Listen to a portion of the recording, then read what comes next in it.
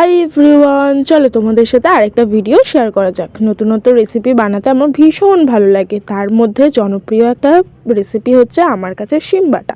শিম বাটাটা রেসিপিটা এতটা টেস্টি, ঝাল ঝাল হয়েছিল ঠিকই, বাট আমি খেয়ে নিয়েছি পুরোটাই। তাহলে চলো তোমাদের সাথে শিম বাটার রেসিপিটা শেয়ার করা যাক। আমি প্রথমেই শিমগুলোকে সেদ্ধ করে নিয়েছি। সেদ্ধ করে নিয়ে এখানে প্রচুর পরিমাণে রসুন নিয়েছি, শুকনো লঙ্কা নিয়েছি, টমেটোটাকে একটুখানি তেলের মধ্যে নেড়েচেড়ে পোড়া পোড়া করে ভেজে নিয়েছি। তারপরে এখানে তেলের মধ্যে কালো জিরে ফোড়ন দিয়ে পেঁয়াজগুলোকে ভেজে নিয়েছি।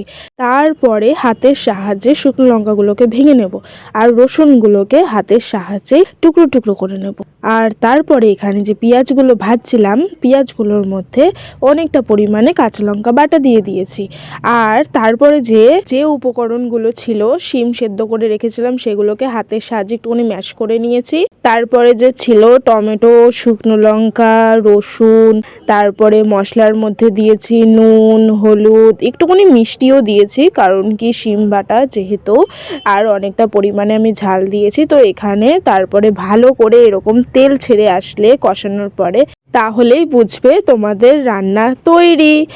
আমার শিম বাটাটা খেতে ভীষণ ভালো লাগে, আর রেসিপিটা যেহেতু একটু ঝাল ঝাল, তাই জন্য পাতের থেকে একদম ছাড়া যাবে না। তো ভিডিওটা যদি ভালো লেগে থাকে তাহলে অবশ্যই একটা like, comment, share and subscribe.